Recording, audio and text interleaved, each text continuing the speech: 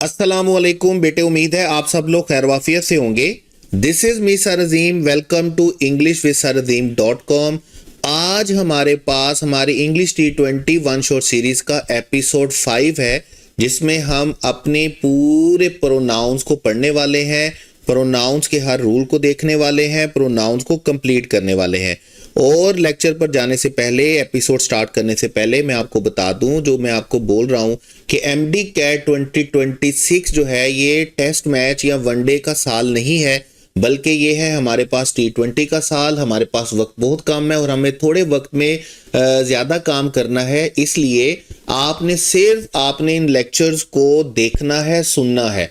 और अगर आप इजी हैं तो आपने क्या करना है, इन लेक्चर्स की स्पीड को 1.25 पे सुनना है, ताकि जल्दी से ये लेक्चर मुकम्मल हो, जल्दी से ये लेक्चर ख़त्म हो, क्योंकि हमारा टारगेट है कि हमने 20 आवर्स में क्या करना है, अपनी इंग्लिश को मुकम्मल करना है। आपको कुछ भी नोट करने की ज़रूरत नहीं है, ये सारी चीज़ें आपको बेटे इंग्लिश की बुक में मिलेंगी। आपको नोट करने में, नोट्स बनाने में कोई वक्त ज़ाया करने की ज़रूरत नहीं है, क्योंकि एमडी कैट 2026 में हमारे पास वक्त बिल्कुल भी नहीं है। तो स्टार्ट करते हैं बेटे अपना एपिसोड 5, जिसमें हम पढ़ने वाले हैं प्रोनाउंस को।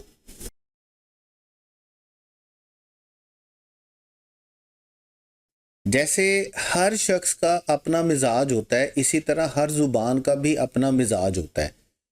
अगर मैं अरबी लैंग्वेज की बात करता हूँ तो अरबी लैंग्वेज में इस तरह है कि अगर आपने किसी चीज़ की इम्पोर्टेंस को बढ़ाना होता है, जब आपने किसी चीज़ की सिग्निफिकेंस को बढ़ाना होता है, तो अरबी ज़ुबान क्या मिजाज रखती है कि अरबी ज़ुबान उसको बार बार रिपीट करती है। जैसे देखें, अगर मैं अरबी लिटरेचर की बात करूंगा, अरबी लैंग्वेज की बात करूंगा, तो डेफिनेटली कुरान मजीद अरबी लैंग्वेज का सबसे फाइनेस्ट पीस है। ठीक है, मतलब सबसे सुप्रीम जो पीस है, जो लैंग्वेज है, वो मुझे कहाँ से मिलेगी? वो मुझे कुरान मजीद में से मिलेगी, हमारी अरबी लैंग्वेज।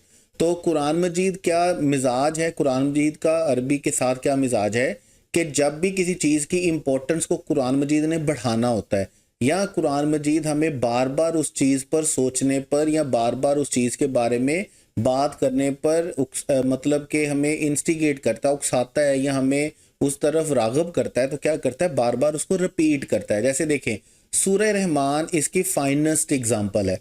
सूरह रहमान में एक आयत है, फ़बिअय्यि इलाइ रब्बिकुमा तुकज़्ज़िबान, कि तुम अपने रब की कौन कौन सी नेमतों को झुटलाओगे। वो आयत जो है सूरह रहमान में बार बार रिपीट की गई है। ठीक है, अब जब भी वो आयत रिपीट की जाती है तो हमें और ज़्यादा चीज़ें हमारे माइंड में आती हैं सोचने के लिए, और ज़्यादा चीज़ें हमारे जहन में आती हैं, और उसकी इम्पोर्टेंस और उसकी सिग्निफिकेंस और उन अल्फाज की तासीर जो होती है, उन अल्फाज का जो इफ़ेक्ट होता है, उन अल्फाज का जो इन्फ्लुएंस होता है, वो हमारे ऊपर गहरा से गहरा होता जाता है। इसी तरह अगर हम सूरह यासीन पढ़ते हैं तो सूरह यासीन में क्या है कि सूरह यासीन में लफ्ज़ जो है मुबीन, उसको 7 टाइम्स रिपीट किया गया, उसकी एक अपनी इंपॉर्टेंस है। अभी देखें, अल्लाह ताला की ज़ात इतनी बड़ी है, अब अल्लाह ताला के लिए ये मतलब एक बात बार बार करना ज़रूरी नहीं है। अगर अल्लाह ताला हमें एक दफ़ा ही कह देता कि आप पर नमाज फ़र्ज़ है और आपने पढ़नी है, तो हम पर नमाज फ़र्ज़ है और हमने पढ़नी थी। लेकिन एक ही बात को बार बार क्यों किया गया? आप जानते हैं कि कुरान मजीद में नमाज पढ़ने को, ज़कात देने को बार बार रिपीट किया गया, क्योंकि ये अरबी लैंग्वेज का असलूब है, ये अरबी लैंग्वेज का मिजाज है। अब देखिए, रेपिटेशन जो है ना, वो अरबी लैंग्वेज का मिजाज है, लेकिन बाकी लैंग्वेजेस का मिजाज शायद नहीं है। जैसे उर्दू और इंग्लिश का मिजाज नहीं है। हम क्या करते हैं, हम जब किसी नाउन को यूज़ करते हैं, और नाउन के बारे में आप जानते हैं कि नाउन का मतलब क्या है, हम बोलते हैं नेम। जब आप किसी चीज़ के नेम को लिखते हैं तो डेफिनेटली आप क्या लिख रहे होते हैं, नाउन लिख रहे होते हैं। अब हम किसी भी चीज़ के नाम को बार बार रिपीट नहीं करते, यानी कि अगर मैंने असलम के बारे में बात करना शुरू किया ना, तो मैं बार बार असलम असलम असलम असलम नहीं बोलूँगा। मैं पहले सेंटेंस में असलम बोलूँगा और उसके बाद मैं उसने, वो, ये कहना शुरू कर दूंगा। इसी तरह उर्दू में है और इसी तरह सेम इंग्लिश में है। मैं जब असलम के बारे में इंग्लिश में बात करना शुरू करता हूँ तो मैं फर्स्ट सेंटेंस में तो असलम बोलता हूँ, लेकिन उसके बाद वाले सेंटेंसेस में मैं उसके लिए क्या बोलना शुरू कर देता हूँ, ही बोलना शुरू कर देता हूँ, क्योंकि मुझे रेपिटेशन नहीं चाहिए। इंग्लिश लैंग्वेज का मिजाज नहीं है लैंग्वेज में रेपिटेशन ऑफ नाउन का। हम किसी भी नाउन को बार बार रिपीट नहीं करते, हम किसी भी चीज़ के नाम को बार बार रिपीट नहीं करते हैं।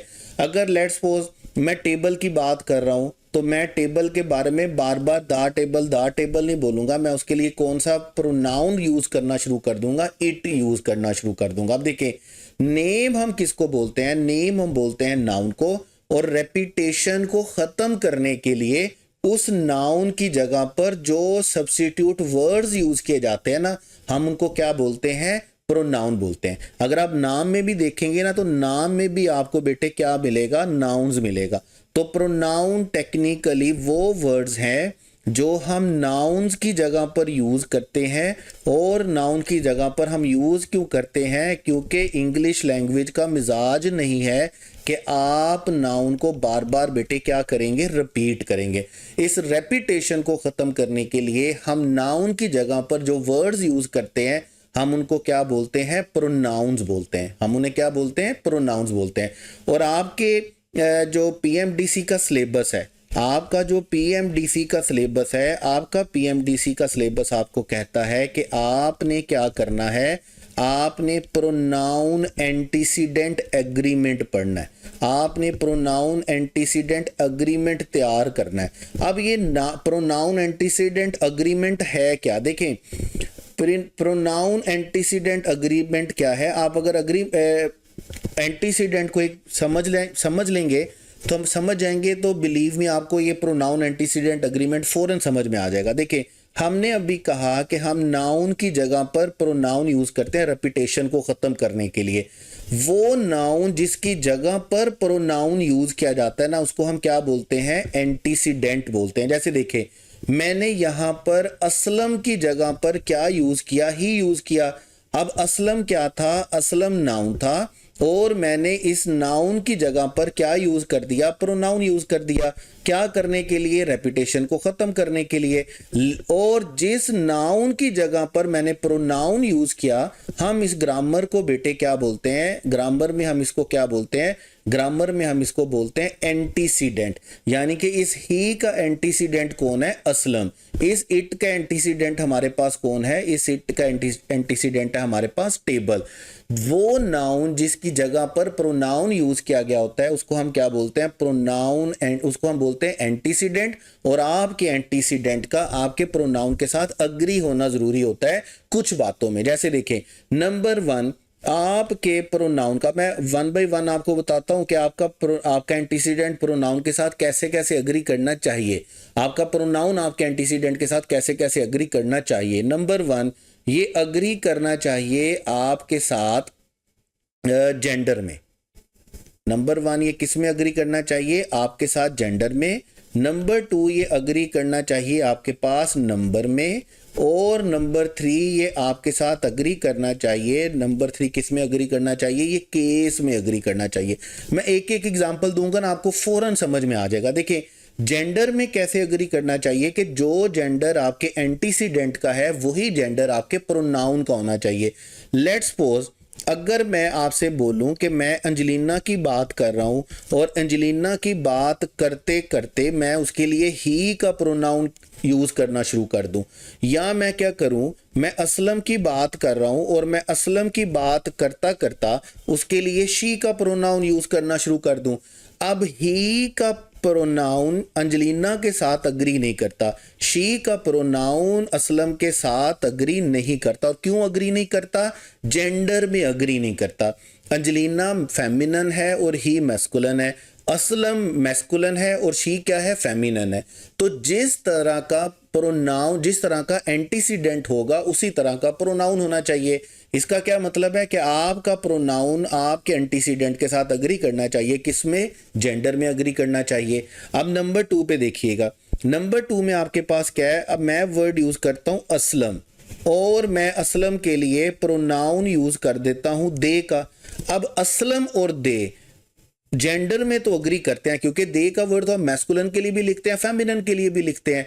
लाइक अगर फर्ज करें मैं स्टूडेंट्स लिखता हूं या मैं स्टूडेंट्स भी नहीं लिखता, मैं क्या लिखता हूँ, मैं गर्ल्स लिखता हूँ। जब मैं प्लूरल लिखूंगा तो मैं गर्ल्स के लिए क्या वो प्रोनाउन यूज कर सकता हूँ, मैं गर्ल्स के लिए दे का प्रोनाउन यूज कर सकता हूँ। इसका मतलब गर्ल्स और दे जेंडर में अग्री करते हैं और नंबर में भी अग्री करते हैं, क्योंकि दोनों क्या है, प्लूरल है। लेकिन दे जो है वो असलम के साथ अग्री नहीं करता, क्योंकि असलम क्या है, सिंगुलर, और दे क्या है, प्लूरल। तो इसका मतलब क्या है कि मेरा प्रोनाउन मेरे एंटीसीडेंट के साथ अग्री करना चाहिए नंबर में भी। अगर मेरा जो एंटीसीडेंट है वो सिंगुलर है तो प्रोनाउन भी क्या होना चाहिए, सिंगुलर। और अगर वो प्लूरल है तो मेरा प्रोनाउन भी बेटे क्या होना चाहिए, प्लूरल होना चाहिए। उसके बाद आ गया केस। अब केस वाला मामला आप जानते हैं, हमारे पास प्रोनाउन के 3 केसेस होते हैं। आप टेबल पढ़ कर आते हैं, इसके बाद हम टेबल पढ़ने भी वाले हैं। जैसे लाइक अगर मैं एक सेंटेंस लिखता हूं, मैं बोलता हूं him is going to school. अब मुझे ये बताइएगा ये सेंटेंस ठीक है, हिम इज गोइंग। अब यहां पर हिम का कोई प्रॉब्लम है तो वो सिर्फ एक प्रॉब्लम है कि हिम तो ऑब्जेक्टिव केस होता है, लेकिन यहां पर चूंकि हम सब्जेक्ट के तौर पर यूज कर रहे हैं इसलिए हमें यहां पर सब्जेक्टिव केस लिखना है। तो सब्जेक्टिव केस लिखने के लिए हम यहां पर हिम को रिप्लेस करेंगे बेटे किसके साथ, ही के साथ। हिम कभी भी सेंटेंस में सब्जेक्ट के तौर पर यूज नहीं हो सकता। तो जो हम बोलते हैं ना प्रोनाउन एंटीसीडेंट अग्रीमेंट, उसके मुताबिक अगर आपका एंटीसीडेंट है तो वो आपका जो प्रोनाउन है वो एंटीसीडेंट के साथ अग्री करना चाहिए जेंडर में, नंबर में, और नंबर 3 किस में अग्री करना चाहिए, केस में अग्री करना चाहिए। अब ये सारी बात को पढ़ने के लिए, इस प्रोनाउन एंटीसीडेंट अग्रीमेंट को पढ़ने के लिए हम क्या करेंगे, हम प्रोनाउन की 9 काइंड्स को पढ़ेंगे। मतलब वैसे तो कह देना एक ही बात है ना, वैसे तो मैंने एक्सप्लेन कर दिया, तो मैं बोलूंगा यार प्रोनाउन एंटीसीडेंट अग्रीमेंट तो कंप्लीट हो गया कि हमारा जो एंटीसीडेंट है, हमारा जो प्रोनाउन है वो अग्री करना चाहिए हमारे एंटीसीडेंट के साथ। बात तो मैंने आपको समझा दी, लेकिन इस अग्रीमेंट के जो लवाजमात हैं, इस अग्रीमेंट के जो इंग्रेडिएंट्स है, इस अग्रीमेंट में क्या क्या आता है, किस किस तरह क्या क्या चीज किस किस के साथ अग्री करनी चाहिए, ये सारी बातें करने के लिए, ये सारी बातें पढ़ने के लिए हमें क्या पढ़ना पड़ेगा, हमें अपने प्रोनाउन की 9 काइंड्स को पढ़ना पड़ेगा। तो हम 1 बाय 1 करके क्या करेंगे, हर काइंड को पढ़ते जाएंगे, उससे रिलेटेड जो ग्रामर के रूल्स है वो पढ़ते जाएंगे, और एंड तक जब हम रिलेटिव प्रोनाउन पढ़ेंगे तो वहां पर जाकर हमारा pronoun antecedent agreement as per your PMDC syllabus क्या होगा बेटे, खत्म होगा। उसके बाद देखिए हमारे पास है प्रोनाउन। तो प्रोनाउन को हमने कुछ यूं एक्सप्लेन किया कि प्रोनाउन वो वर्ड्स हैं जो नाउन की जगह पर यूज होते हैं, और क्या करने के लिए, इसलिए यूज किए जाते हैं ताकि रेपिटेशन ना हो, हमें रेपिटेशन नहीं करनी, जिसकी वजह से हमें नाउन की जगह पर क्या यूज करने पड़ते हैं, प्रोनाउन यूज करने पड़ते हैं। पर्सनल प्रोनाउन वो वर्ड्स हैं जो आप 5, 6, 7, 8 क्लास में पढ़ते आ रहे हैं, लेकिन उनके रूल्स का डिफरेंस है। देखिए 5, 6, 7, 8 क्लास में आप क्या पढ़ते आ रहे हैं कि आप पर्सनल प्रोनाउन पढ़ते आ रहे हैं। अब पर्सनल प्रोनाउन एक्चुअल में है क्या कि हम ये पर्सन्स के मतलब पर्सन्स की जगह पर यूज करते हैं। अब जब आप इंग्लिश में पर्सन बोलते हैं ना, तो इंग्लिश में पर्सन का मतलब असलम, अकरम, तुफैल, शकूर, गफूर नहीं होता। पर्सन का मतलब क्या होता है कि जब भी आपके पास कोई कन्वर्सेशन हो रही है, जब भी आपके पास कोई कम्युनिकेशन हो रही है, तो एक्चुअल में 3 लोग उसमें शामिल होते हैं। 3 लोगों के बगैर कभी भी कोई कन्वर्सेशन मुकम्मल नहीं होती है। वो कन्वर्सेशन क्या है आपके पास, वो लोग कौन से हैं, नंबर 1 आपके पास बेटे कौन है, नंबर 1 है आपके पास स्पीकर, यानी कि बात करने वाला। नंबर 2 है आपके पास लिसनर, लिसनर मतलब बात सुनने वाला। और नंबर 3 आपके पास कौन सा है, कौन है, जिसके बारे में बात हो रही होती है, जिसके बारे में क्या हो रहा होता है, बात हो रही होती है। मतलब बात करने वाला, बात सुनने वाला, और जिस चीज के बारे में या जिस पर्सन के बारे में बात हो रही हो। तो इंग्लिश में हम क्या कहते हैं, जो बात करने वाला होता है ना, हम उसको बेटे क्या बोलते हैं, फर्स्ट पर्सन। जो बात सुनने वाला होता है हम उसको क्या बोलते हैं, सेकंड पर्सन। और जिससे बात की जा रही होती है ना, उसको हम क्या बोलते हैं, थर्ड पर्सन। तो जब आप इंग्लिश में ये बोलते हैं ना कि वो प्रोनाउंस जो पर्सन्स की जगह पर यूज किए जाते हैं, हम उनको पर्सनल प्रोनाउन कहते हैं। तो इसका ये हरगिज मतलब नहीं होता कि ये तुफैल, गफूर, शकूर की जगह पर यूज किए जाने वाले वर्ड्स हैं। इसका मतलब है फर्स्ट पर्सन। फर्स्ट पर्सन मतलब बात करने वाला, सेकंड पर्सन मतलब बात सुनने वाला, और थर्ड पर्सन मतलब बात जिसके बारे में की जा रही हो। वो कोई पर्सन भी हो सकता है, वो कोई ऑब्जेक्ट भी हो सकता है। अब देखें एक टेबल बनाते हैं आप, मैं इसको थोड़ा सा रेज कर रहा हूँ, मैंने टेबल की जगह पर इसको लिख दिया। जब आप टेबल बनाते हैं ना तो ये 5th 6th 7th 8th 9th 10th first year second year में आप ये टेबल पढ़ कर आते हैं, और इसमें कोई ऐसी ढकी छुपी बात नहीं है जो आपको पहले से पता नहीं होगी, और जो मैं आपको बताऊंगा तो आप हैरान हो जाएंगे। लेकिन इस टेबल के बाद कुछ रूल्स इस तरह के हैं जो मैं आपको बताऊंगा पर्सनल प्रोनाउन के रिलेटेड, जो आपके एंट्री टेस्ट से बड़े ही एंट्री टेस्ट के लिए बड़े इंपॉर्टेंट है। वैसे तो देखिए हम क्या करते हैं, हमारे पास 3 पर्सन होते हैं, जैसे अभी हम बात कर रहे थे। फर्स्ट पर्सन क्या होता है, बात करने वाला। सेकंड पर्सन क्या होता है, बात सुनने वाला। और थर्ड पर्सन हमारे पास क्या होता है, जिसके बारे में बात की जा रही होती है। ऐसी होता है ना हमारे पास। फिर इनके हमारे पास क्या है, सब्जेक्टिव केस, यानी कि जब हमारे पास इनको सेंटेंस में सब्जेक्ट के तौर पर यूज किया जाएगा तो हम इनके लिए ये वाले वर्ड्स यूज करेंगे। जब इनको सेंटेंस में ऑब्जेक्ट के तौर पर यूज किया जाएगा तो हम इनके लिए ये वाले वर्ड्स यूज करेंगे। जब पोजेशन बताई जाएगी तो पोजेशन 2 तरह से बताई जाती है। हम 2 तरह से इस तरह बोलते हैं कि मैं बोलूंगा माई बुक या मैं बोलूंगा बुक इज माइन। अब जब मैं माई बुक बोलता हूं ना तो इसका मतलब है मैं पोजेसिव एडजेक्टिव यूज कर रहा हूं। माई जो होता है वो पोजेसिव एडजेक्टिव होता है, और माइन हमारे पास क्या होता है, पोजेसिव प्रोनाउन होता है। अब ये टेबल तो आप पढ़कर आ चुके हैं, इस टेबल में कोई ऐसी चीज नहीं है, हैरान कुन चीज ऐसी निकलने वाली जो मैं आपको बताऊंगा और आप शॉक्ड हो जाएंगे, हैरान हो जाएंगे, परेशान हो जाएंगे कि एंट्री टेस्ट के लेवल पर हम इसको पढ़ रहे हैं तो बहुत बड़ी कोई चीज पढ़ ली। बिल्कुल ऐसा नहीं है, बल्कि पर्सनल प्रोनाउन के रिलेटेड वो रूल्स जो आपके एंट्री टेस्ट से रिलेटेड हैं, जो आपके एंट्री टेस्ट के लिए बड़े जरूरी हैं, वो मैं आपको 1 बाय 1 करके बता देता हूं। वो आपने बड़े अच्छे तरीके से आप पल्ले बांध लेने हैं, याद रखने हैं। जैसे देखें, नंबर 1 ये है कि जहां पर भी इंग्लिश सेंटेंस में बी फॉर्म आए और बी फॉर्म के बाद प्रोनाउन आए तो आपने प्रोनाउन का हमेशा सब्जेक्टिव केस या लिखना है। अब देखिए बी फॉर्म क्या होती है, मैं आपको बार बार बोल कर आया हूं कि बी फॉर्म बेस फॉर्म होती है। इसकी प्रेजेंट फॉर्म हमारे पास क्या होती है, इज एम आर। इसकी पास्ट फॉर्म बेटे हमारे पास क्या होती है, वाज वर। और इसकी फ्यूचर फॉर्म तो यह हमारे पास कोई होती नहीं है, हम विल बी शैल बी बना देते हैं। इसके बाद इसकी जो फॉर्म होती है वो हमारे पास बीन होती है, पास्ट पार्टिसिपल। और हमारे पास प्रेजेंट पार्टिसिपल इसका क्या बनता है, इसका प्रेजेंट पार्टिसिपल हमारे पास बनता है बीइंग बनता है। ये सारी की सारी बी फॉर्म्स हैं। इंग्लिश में जब कभी भी बी फॉर्म के बाद प्रोनाउन आएगा तो आपने प्रोनाउन का सब्जेक्टिव केस लिखना है। जैसे यहां पर देखिएगा, इट इज, और इज हमारे पास क्या है, बी फॉर्म। बी फॉर्म के बाद क्या लिखा हुआ है, आई। इट वाज, वाज हमारे पास क्या है, बी फॉर्म, और बी फॉर्म के बाद क्या लिखा हुआ है, ही। आप इसको इस तरह नहीं लिख सकते, it is me who topped the test. आप इसको इस तरह नहीं लिख सकते, it was him who informed the teacher. It is us who are responsible नहीं लिखेंगे। बी फॉर्म आ गई तो बी फॉर्म के बाद आपने बेटे कौन सा केस लिखना है, आपने सब्जेक्टिव केस लिखना है। लेकिन साथ ही एक और रूल भी इसका याद रखिएगा, अगर बी फॉर्म के बाद आपका सेंटेंस मोनोक्लॉज हुआ। मोनोक्लॉज का मतलब क्या है, जैसे मैं आपको आसानी के साथ बता देता हूं। मोनोक्लॉज का मतलब है एक क्लॉज हुई या आपके बी फॉर्म के बाद आपके प्रोनाउन पे सेंटेंस खत्म हो रहा है। जैसे फर्ज करें मैं बोलता हूं it is me full stop.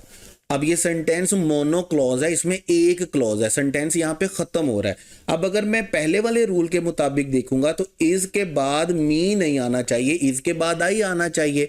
लेकिन इज के बाद आई यानी कि बी फॉर्म के बाद आई बेटे तब आएगा जब यहां से सेंटेंस आगे चलेगा। ठीक है, देखें यहां पर एक सेंटेंस बार बार पेपर में आता है, इट इज आई या it is me, who am to या who is to blame। अब देखें who am to या who is to blame, ये सेंटेंस खास तौर पर नम्स में मेरा ख्याल है कोई 3 से 4 दफा आ चुका है। ठीक है, आपने इस सेंटेंस को गौर से समझ लेना है। देखिए जब आप पढ़ेंगे ना इट इज मी होगा या इट इज आई होगा, तो यहां पर चूंकि इसके बाद सेंटेंस आगे चल रहा है, इसका मतलब ये मोनोक्लॉज नहीं है, तो यहां पर हम इट इज मी नहीं लिखेंगे, यहां पर हम क्या लिखेंगे, इट इज आई लिखेंगे। अगर यहां पे सेंटेंस खत्म हो रहा होता ना तो फिर हम यहां पर क्या लिखते, इट इज मी लिखते। जैसे यहां पर देखिएगा इस एग्जांपल में हमने लिखा हु इज देयर, तो आगे लिखा हुआ है इट इज मी, तो यहां पर हम इट इज आई नहीं लिखेंगे, क्या लिखेंगे, इट इज मी लिखेंगे। Is that your brother, yes that is him, तो हम यहाँ पे डैट इज ही नहीं लिखेंगे, हम क्या बोलेंगे, डैट इज हिम लिखेंगे। इसी तरह इट वाज आई नहीं लिखेंगे, हम क्या बोलेंगे, इट वाज मी बोलेंगे। जब भी आपके पास सेंटेंस खत्म हो जाएगा, सेंटेंस आगे नहीं चलेगा, तो आपने उसको बेटे सब्जेक्टिव केस के साथ नहीं लिखना, किसके साथ लिखना है, ऑब्जेक्टिव केस के साथ। और अगर सेंटेंस आगे चलेगा तो फिर आपने सब्जेक्टिव केस लिखना है। और यहां पर एक बात याद रखिएगा, हु के बाद आने वाला जो वर्ब होगा ना, हु के बाद आने वाला वर्ब ये उस प्रोनाउन के, मैं इसको यहां पर रेज कर दूं, ये एवं आ गया, हु के बाद आने वाला जो हेल्पिंग वर्ब या वर्ब होगा, याद रखिएगा ये वो उस सब्जेक्ट के अकॉर्डिंगली होगा जो उसके आगे लिखा हुआ है, उससे पहले लिखा हुआ है। तो यहां पर it is I who is to blame नहीं होगा, आई के साथ हम इज नहीं लिखते बल्कि क्या लिखते हैं, एम लिखते हैं। तो यहां पर क्या आएगा, it is I who am to blame. याद रखिएगा, आपने ये सेंटेंस याद रखना। अगर आपको ये सेंटेंस याद रह गया तो आपको दो रूल्स ही यही याद रह जाएंगे।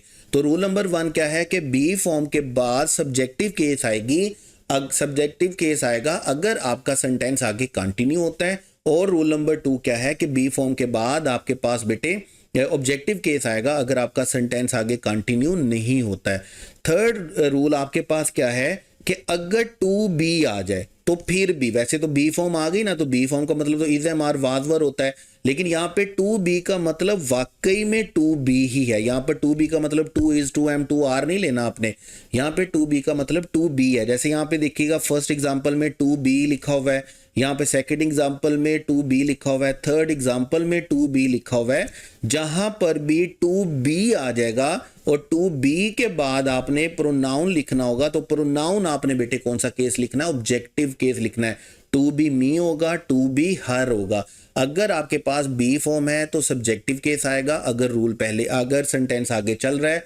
अगर आपके पास सब्जेक्टिव केस है और सेंटेंस आगे नहीं चल रहा तो फिर ऑब्जेक्टिव केस आएगा।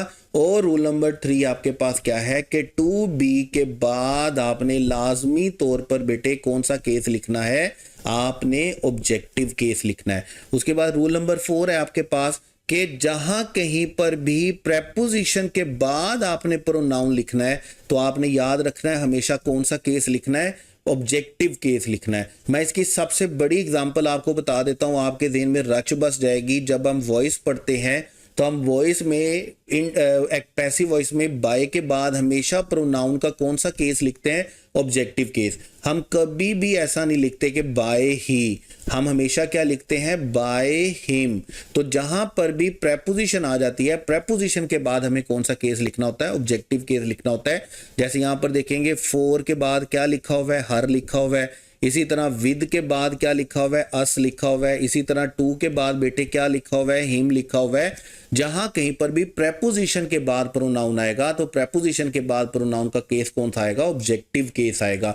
उसके बाद आपके पास रूल नंबर 5 है कि जेरेंड से पहले, और जेरेंड आप जानते ही हैं कि जेरेंड का मतलब क्या है, जेरेंड का मतलब है जब आप फर्स्ट फॉर्म के साथ आईएनजी लिखते हैं उसको हम क्या बोलते हैं, जेरेंड बोलते हैं। जेरेंड से पहले आपने जहां कहीं पर भी प्रोनाउन लिखना है तो प्रोनाउन का कौन सा केस लिखना है, पोजेसिव केस लिखना है।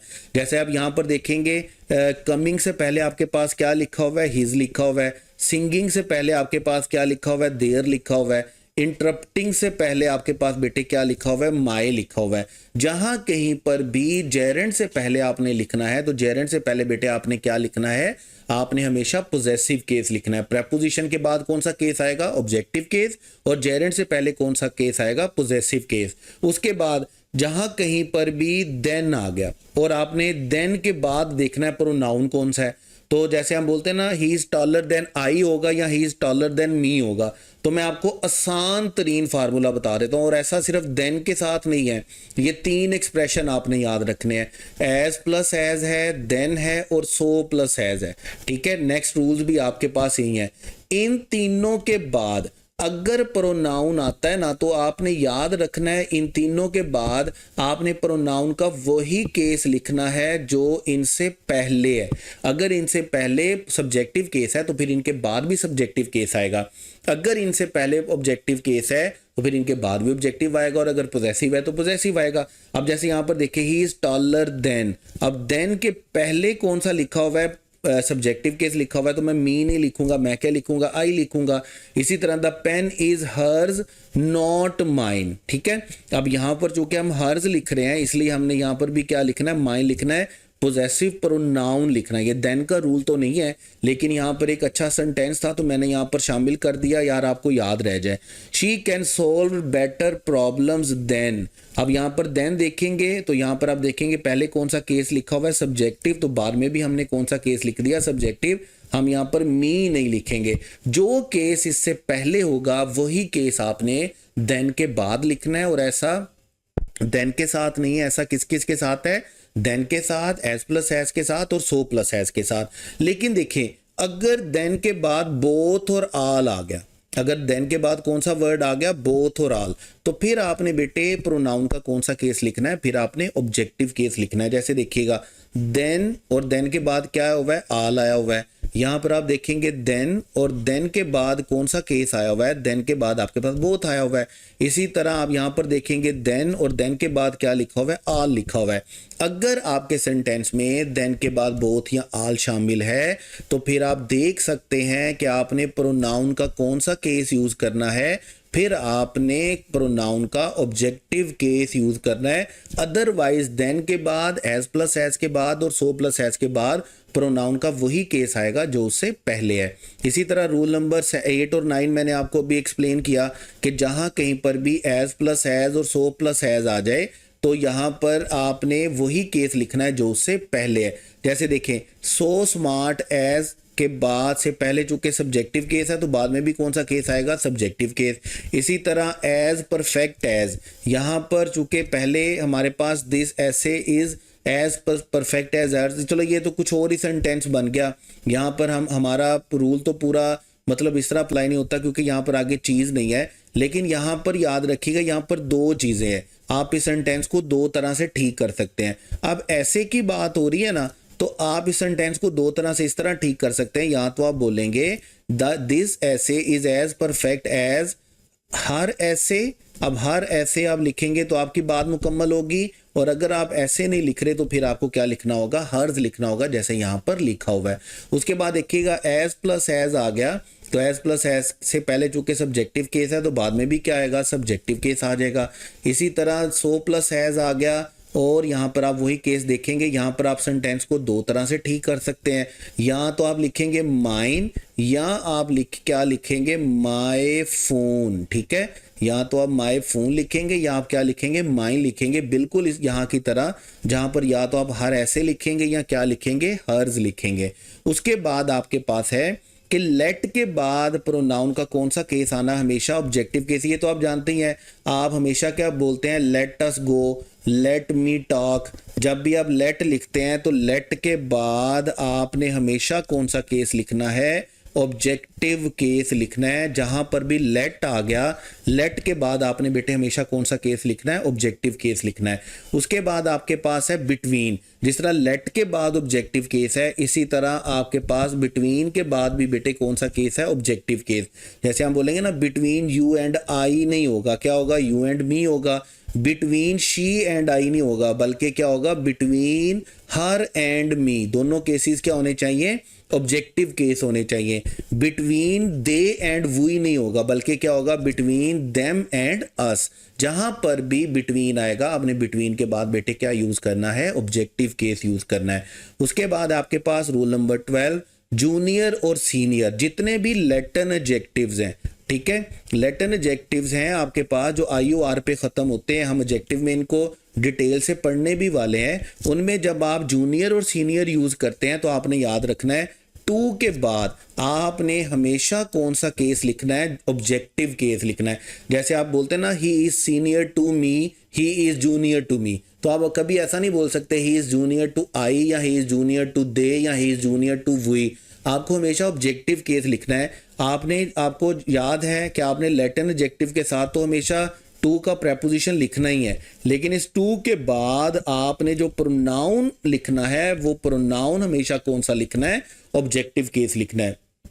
लेट के बाद भी ऑब्जेक्टिव केस आता है, बिटवीन के बाद भी ऑब्जेक्टिव केस आता है, और जूनियर और सीनियर के बाद भी टू के बाद ऑब्जेक्टिव केस आता है। उसके बाद आपके पास है सुपीरियर और इन्फीरियर। यहां पे आपने याद रखना है हम सुपीरियर और इन्फीरियर जो लैटिन एडजेक्टिव्स हैं वो यूज करते हैं ऑब्जेक्ट्स के लिए, हम कभी भी पर्सन्स के लिए यूज नहीं करते। पर्सन्स के लिए हम क्या यूज करते हैं, पर्सन्स के लिए हम यूज करते हैं सीनियर और जूनियर। हम सुपीरियर और इन्फीरियर का वर्ड कभी भी ह्यूमन बीइंग के लिए यूज नहीं करते। आप जानते ही हैं कि बीइंग मुस्लिम भी हमारा ईमान यही है कि कोई भी शख्स किसी दूसरे शख्स से सुपीरियर नहीं है। जो स्टैंडर्ड है सुपीरियरिटी का वो तकवा है, ठीक है। हम कभी भी किसी को ये नहीं बोल सकते कि you are inferior to me या I am superior to you. आप सुपीरियर और इन्फीरियर यूज करते हैं ऑब्जेक्ट्स के लिए, और ऑब्जेक्ट्स को बताने के लिए आपने हमेशा पोजेसिव केस यूज करना है। जैसे हम बोलेंगे her handwriting is superior to, अगर मैं यहाँ पर मी लिखूंगा तो इसका मतलब आप हैंड राइटिंग को पर्सन के साथ कंपेयर कर रहे हैं, तो मुझे यहाँ पर मी नहीं लिखना, मुझे यहाँ पर बेटे क्या लिखना है, माइन लिखना है। बिल्कुल इसी तरह his idea is superior to yours, अगर मैं यहाँ पर यू लिखूंगा तो बात ही गलत हो जाएगी। तो यहाँ तो मुझे लिखना चाहिए योर आइडिया, बात को ठीक से मुकम्मल करने के लिए, या और अगर मैं योर आइडिया नहीं लिख रहा तो मुझे क्या लिखना होगा, योर्स लिखना होगा। बिल्कुल इसी तरह their performance was inferior to, तो इन्फीरियर टू याद रखिएगा। पहली बात अस तो किसी सूरत नहीं आएगा क्योंकि ऑब्जेक्टिव केस तो आना नहीं। अगर हम अस लिखेंगे तो हम पर्सन को कंपेयर कर रहे हैं परफॉर्मेंस के साथ, तो हम यहाँ पर या तो लिखेंगे आर परफॉर्मेंस, या हम बेटे यहाँ पर क्या लिखेंगे, या हम यहाँ पर लिखेंगे आर्स, ठीक है। तो याद रखिएगा जहां पर जूनियर सीनियर आएगा तो जूनियर सीनियर में हमने टू के बाद ऑब्जेक्टिव केस लिखना है, और सुपीरियर इन्फीरियर में हमने टू के बाद बेटे कौन सा केस लिखना है, पोजेसिव केस लिखना है, क्योंकि वो हम पर्सन के लिए यूज नहीं करते। उसके बाद है हमारे पास रूल नंबर 14, 15 और 16, 3 अरेंजमेंट्स आपके पास बनती हैं। देखें अब आप फर्स्ट सेकंड थर्ड पर्सन को तो जानते ही हैं। फर्स्ट का मतलब बात करने वाला, सेकंड का मतलब बात सुनने वाला, और थर्ड पर्सन बात को जिसके बारे में बात हो रही हो। तो सबसे पहला याद रखिएगा, अगर आप जस्ट जर्नली बता रहे हैं कि 3 लोगों ने मिलकर काम किया और उसके अच्छा बुरा होने पर कोई प्रॉब्लम नहीं है, मतलब एक जर्नल एक्शन था जो उन्होंने किया, उसका अच्छाई और बुराई के साथ कोई ताल्लुक नहीं है, तो फिर आपकी अरेंजमेंट क्या रहेगी, फर्स्ट सेकंड और थर्ड। आप सबसे पहले फर्स्ट पर्सन को लिखेंगे, फिर सेकंड को लिखेंगे, फिर थर्ड को लिखेंगे। जैसे मैं बोलता हूं कि तुमने, मैंने और उसने मिलकर क्रिकेट खेली। अब क्रिकेट खेलना, इसका ना तो बैड इंटेंशन के साथ कोई ताल्लुक है, ना गुड इंटेंशन के साथ ताल्लुक है, ना ही ईवल डीड है, ना ही नोबल डीड है, एक न्यूट्रल एक्शन है। तो मैं इसके लिए क्या बनाऊंगा, मैं इसके लिए लिखूंगा आई यू एंड ही, मैंने, तुमने और उसने क्रिकेट खेली, तो मैं क्या लिखूंगा, प्लेड क्रिकेट, ठीक हो गया। लेकिन अगर फर्ज करें मैं बोलता हूं कि तुमने, मैंने और उसने हमने क्या किया, हमने गरीबों को तंग किया, हमने फकीरों को तंग किया। अब ये बैड इंटेंशन आ गया, तो बैड इंटेंशन हो या गुड इंटेंशन हो, तो आपने याद रखना, आपने थर्ड पर्सन को हमेशा कहां पर लिखना है, दरमियान में लिखना है, क्योंकि थर्ड पर्सन तो वहां पर मौजूद ही नहीं है। वहां पर तो दो चीजें, दो पर्सन मौजूद हैं, फर्स्ट पर्सन और सेकंड पर्सन। थर्ड पर्सन चूंकि यहां पर मौजूद नहीं है तो इंग्लिश कहती है कि आपने थर्ड पर्सन को न्यूट्रल रखना है। अब थर्ड पर्सन अच्छे काम में भी दरमियान में आ गया और थर्ड पर्सन बुरे काम में भी दरमियान में आ गया। अब अगर आप अच्छा काम कर रहे हैं तो आपने सेकंड पर्सन को पहले रखना है और खुद को बाद में रखना है, ठीक है, क्योंकि इंग्लिश ये समझती है कि अच्छे काम में आपका कोई किरदार नहीं है। लेकिन अगर आप कोई बुरा काम कर रहे हैं तो इंग्लिश समझती है कि बुरे काम में फसाद की जड़ आप खुद हैं, इसलिए आपने फर्स्ट पर्सन को पहले रखना है और सेकंड पर्सन को कहां पर रखना है, लास्ट में रखना है। तो ये 3 अरेंजमेंट्स आपने याद रखनी है। 1 2 3 होगा न्यूट्रल के लिए, ठीक है, और उसके बाद 2 3 1 आपके पास बेटे होगा किसके लिए, आपके पास नोबल डीड के लिए, और इवल डीड के लिए आपके पास क्या होगा, 1 3 2। ये 3 अरेंजमेंट्स आपने याद रखनी है, फर्स्ट पर्सन, सेकंड पर्सन और थर्ड पर्सन की। ये आपके पास रूल है, रूल नंबर 14, रूल नंबर 15 और रूल नंबर 16। एग्जांपल्स आपके सामने लिखी हुई हैं, आप उनको देख सकते हैं। अब ये जो 16 रूल्स है ना, ये जो 16 रूल है, ये आपको उस टेबल में से नहीं मिलेंगे, ठीक है। ये वो रूल्स हैं जो आपके एंट्री टेस्ट के हवाले से पर्सनल प्रोनाउन के लिए बड़े जरूरी हैं। पर्सनल प्रोनाउंस वो प्रोनाउंस हैं जो हम पर्सन्स की जगह पर यूज करते हैं। और मैं दोबारा बोल रहा हूं कि इंग्लिश में जब आप पर्सन्स बोलते हैं तो इंग्लिश में पर्सन बोलने का मतलब होता है फर्स्ट पर्सन मतलब बात करने वाला, सेकंड पर्सन मतलब बात सुनने वाला, और थर्ड पर्सन मतलब जिसके बारे में बात की जा रही हो। तो ये 16 रूल जो है ये आपने अच्छे तरीके से समझ लेने हैं, अच्छे तरीके से रट्टा मार लेने हैं। पेपर में अगर आपको प्रोनाउन का क्वेश्चन आता है तो इन्हीं में से आता है, यही वो रूल्स हैं जिनमें से आपको पर्सनल प्रोनाउन का क्वेश्चन दिया जाता है। अब उसके बाद है बेटे आपके पास रिफ्लेक्सिव केस और इम्फेटिक केस। अब देखिए इन 4 सेंटेंसेस को जरा देखिएगा। पहले तो वैसे मैं आपको बता दूं कि ये जो सेल्फ वाले वर्ड्स होते हैं ना इंग्लिश में, जो सेल्फ वाले वर्ड, जैसे आई का सेल्फ वाला वर्ड क्या होता है, आई का वर्ड हमारे पास होता है माई सेल्फ। वी का हमारे पास क्या होता है, वी का हमारे पास होता है आर सेल्फ। इसी तरह यू का हमारे पास क्या होता है, योर सेल्फ भी होता है सिंगुलर के लिए, और प्लूरल के लिए हमारे पास बेटे क्या होता है, योर सेल्व्स होता है।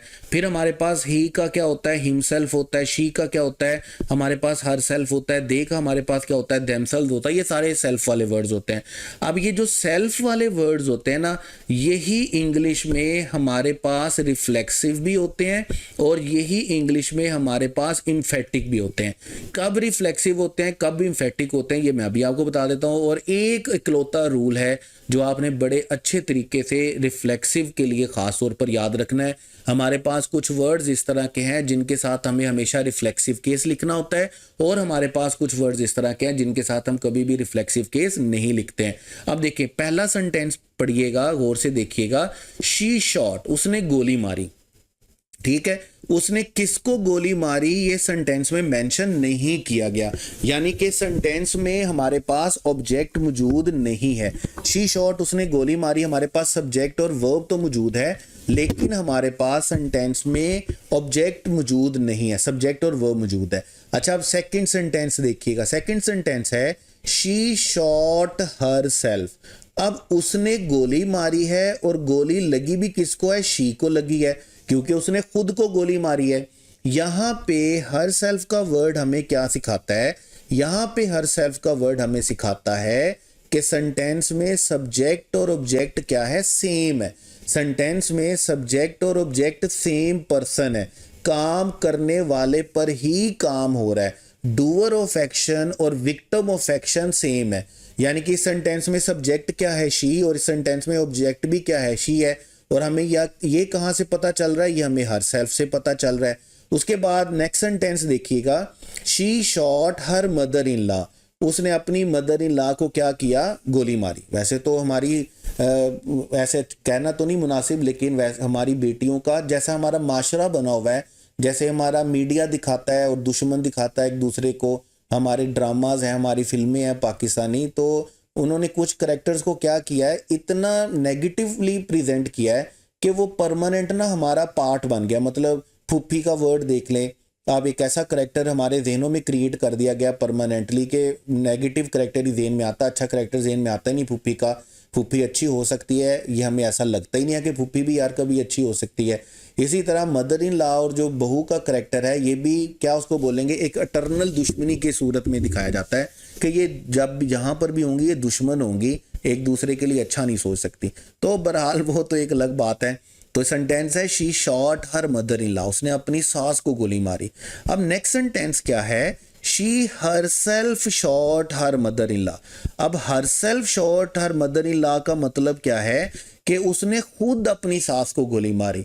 अब यहाँ पे हर सेल्फ इस बात पर स्ट्रेस कर रहा है, इस बात पर इंफोसिस कर रहा है कि ये काम वाकई क्या किया है, शी ने किया है। ठीक है, अब यहाँ पर इस वाले सेंटेंस में और इस वाले सेंटेंस में डिफरेंस क्या है कि यहाँ पर बताया जा रहा है कि उसने अपनी सास को गोली मारी, यहाँ पे हर सेल्फ का वर्ड यूज करके हमें ये बताया जा रहा है कि वाकई में ये काम इसने किया है। जैसे हम कहते हैं ना, हम कोई काम करते हैं तो दूसरों को देख रहे होते हैं कि वो हमारी तारीफ करेंगे, तो हम बड़े फख्र से कहते हैं कि ये काम मैंने खुद किया, ये मैंने खुद किया, तो उसको हम क्या बोलेंगे कि ये काम वाकई इसने किया। अब देखिए, अगर आपके सेंटेंस में सेल्फ का वर्ड आफ्टर वर्ब आ रहा है, कहां पर आ रहा है, आफ्टर वर्ब आ रहा है, वर्ब के बाद आ रहा है, तो याद रखें वो ये बताने के लिए आ रहा है कि आपका सब्जेक्ट और ऑब्जेक्ट बेटे क्या है, बिल्कुल सेम है। आपका सब्जेक्ट ही ऑब्जेक्ट है, काम करने वाला और जिस पर काम हो रहा है वो सेम पर्सन है। तो ऐसी सूरत में हम इस सेल्फ को क्या बोलेंगे, हम बोलेंगे रिफ्लेक्सिव प्रोनाउन। इस सेंटेंस में हम इस हर सेल्फ को बेटे क्या बोलेंगे कि ये कौन सा प्रोनाउन है, ये रिफ्लेक्सिव प्रोनाउन है।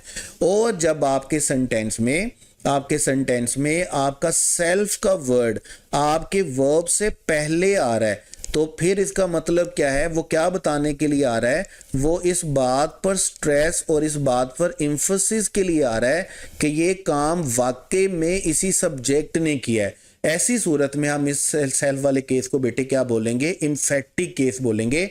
जैसे यहाँ पर इस हर सेल्फ को हम क्या बोलेंगे कि ये कौन सा प्रोनाउन है, ये इम्फेटिक प्रोनाउन है। ठीक हो गया।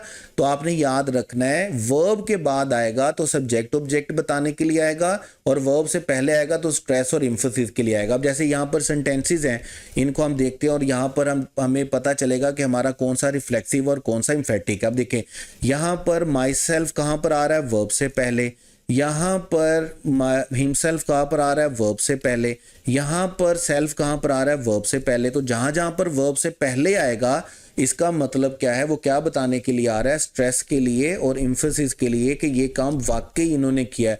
तो ऐसी सूरत में बेटे हम इनको क्या बोलेंगे, ऐसी सूरत में हम इनको बोलेंगे इम्फेटिक प्रोनाउन। ठीक है। और यहाँ से मुझे थोड़ा सा अरेज करना पड़ेगा, फिर आपकी बात यहाँ पर आपको एग्जाम्पल्स नजर आ जाएंगे। अब देखें यहाँ पर क्या है, यहाँ पर अगर आप देखेंगे आई हर्ट माई सेल्फ। अब आई हर्ट माई सेल्फ का मतलब क्या है, मैंने खुद को चोट पहुंचाई। दे प्रिपेयर्ड देमसेल्व्स, उन्होंने खुद को तैयार किया। The cat clean itself, cleaned itself, cat ने किसको साफ किया, खुद को साफ किया। अब आप यहाँ पर देख रहे हैं जो सेल्फ वाले केसेस हैं ये सेंटेंस में वर्ब के बाद हैं, और ये क्या बताने के लिए है कि ये काम सब्जेक्ट पर ही किया गया। डूअर ऑफ एक्शन और ऑब्जेक्ट क्या है, बिल्कुल सेम है। जब सब्जेक्ट और ऑब्जेक्ट सेम होता है, सेल्फ का वर्ड वर्ब के बाद होता है, तो इसका मतलब हमारा प्रोनाउन कौन सा होगा, वो हमारा होगा रिफ्लेक्सिव प्रोनाउन। अब एमडी कैट के हवाले से आपने एक रूल याद रखना बड़ा इंपॉर्टेंट है। देखिए हमारे पास कुछ वर्ड्स इस तरह के हैं जिनके बाद हमारे पास सेल्फ का वर्ड यूज किया जाता है, और कुछ वर्ड्स इस तरह के हैं, कुछ वर्ब्स इस तरह के हैं जिनके बाद आपने सेल्फ का वर्ब यूज नहीं करना। ठीक है। आप कीप के बाद, बैथ के बाद, acquit, concrete, concentrate, feel, relax, dash, meet, move, open, इन सारे वर्ड्स के बाद कभी भी सेल्फ का वर्ड यूज नहीं करेंगे। लेकिन avail, absent, enjoy, avenge, resign, apply, exert, betake, demean के बाद आपने सेल्फ का वर्ड यूज करना है। जैसे यहाँ पे देखिएगा ही इंजॉयड हिमसेल्फ। ठीक है। इसी तरह शी अप्लाइड हर सेल्फ। इसी तरह you should avail yourself. इसी तरह ही resigned himself, the general exerted himself. जब तक आप ये सेल्फ वाले केस नहीं लिखेंगे तब तक आपकी बात मुकम्मल नहीं होगी, याद रखिएगा। लेकिन आपके पास इन दो वर्ब्स के लिए आपके पास कुछ क्या है, एक्सेप्शन है, तो वो मैं आपको लाजमी तौर पर बताना चाहूँगा। देखिए ऐसा कभी जहन में मत लाइएगा कि इंजॉय में हमेशा इंजॉय के बाद क्या आएगा, सेल्फ वाला केस आएगा। ये मैं आपको सिंपल रूल बता रहा हूं। अगर इंजॉय के बाद ऑब्जेक्ट आ रहा है तो फिर आपने इसके बाद कोई सेल्फ का वर्ड यूज नहीं करना। लेकिन अगर इंजॉय के बाद ऑब्जेक्ट नहीं आ रहा तो फिर आपने क्या करना है, इसके साथ सेल्फ का वर्ड यूज करना है। जैसे देखें अगर मैं सेंटेंस लिखता हूं ही इंजॉयड। अब देखें उसने इंजॉय किया। अब उसने क्या इंजॉय किया, अगर मैं लिखता हूं ही इंजॉयड द मैच, अगर मैं ऑब्जेक्ट शामिल कर देता हूं ना तो फिर इसका मतलब क्या है, मुझे बिल्कुल कतई तौर पर जरूरत नहीं है सेल्फ का वर्ड यूज करने की। लेकिन अगर मैं ऑब्जेक्ट ऐड नहीं करता तो इसका मतलब क्या है, मुझे इंजॉय के बाद बेटे कौन सा वर्ड ऐड करने की जरूरत है, मुझे इंजॉय के बाद सेल्फ का वर्ड यूज करने की जरूरत है। तो इंजॉय के साथ अगर ऑब्जेक्ट है तो फिर आपने सेल्फ का वर्ड यूज नहीं करना, और अगर इंजॉय के बाद ऑब्जेक्ट नहीं है तो फिर आपने सेल्फ का वर्ड यूज करना है। उसके बाद आप देखेंगे रिजाइन, एब्सेंट। अब एब्सेंट आपने याद रखना है सेंटेंस में दो तरह से यूज होता है। सेंटेंस में एडजेक्टिव के तौर पर यूज होता है और वर्ब के तौर पर यूज होता है। मैं आपको उससे भी आसान तरीके से बता देता हूं। अगर सेंटेंस में एब्सेंट से पहले बी फॉर्म आ जाए, मतलब इज, एम, आर, वाज, वर आ जाए, तो फिर इसका मतलब है ये एडजेक्टिव के तौर पर यूज हुआ है, आपने इसके साथ सेल्फ का वर्ड यूज नहीं करना। और अगर इससे पहले बी फॉर्म नहीं है, सेंटेंस में एब्सेंट अकेला लिखा गया है, तो फिर आपका ये वर्ब के तौर पर यूज हुआ है, फिर आपने इसके साथ सेल्फ का वर्ड यूज करना है।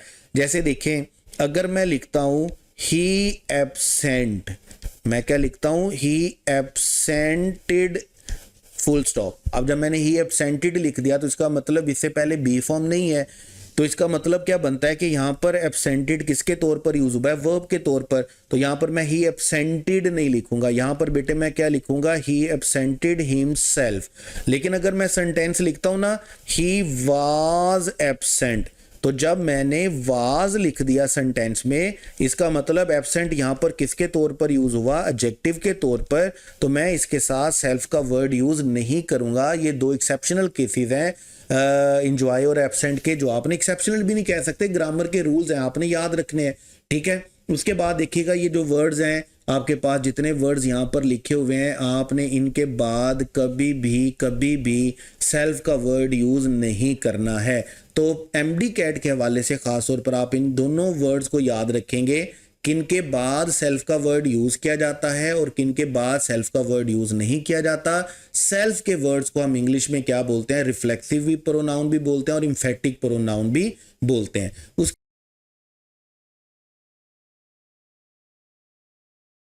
इंट्रोगेटिव प्रोनाउन, अब इंट्रोगेटिव प्रोनाउन को, अब इंट्रोगेटिव के टर्म को तो आप अच्छे से जानते हैं।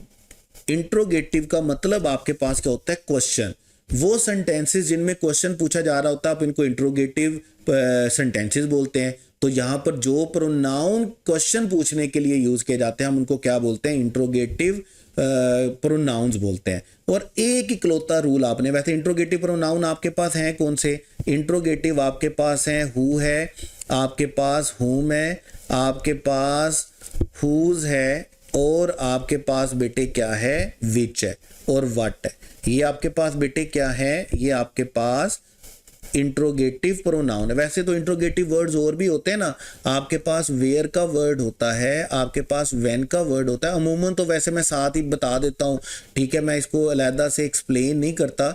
लेकिन यहाँ पे वेयर, व्हेन, व्हाई, तो यहाँ पर ये याद रखिएगा, ये जो कि प्लेस को, टाइम को, रीजन को बता रहे होते हैं ना, तो इसलिए हम इनको क्या बोलते हैं, ये इंट्रोगेटिव एडवर्ब्स हैं।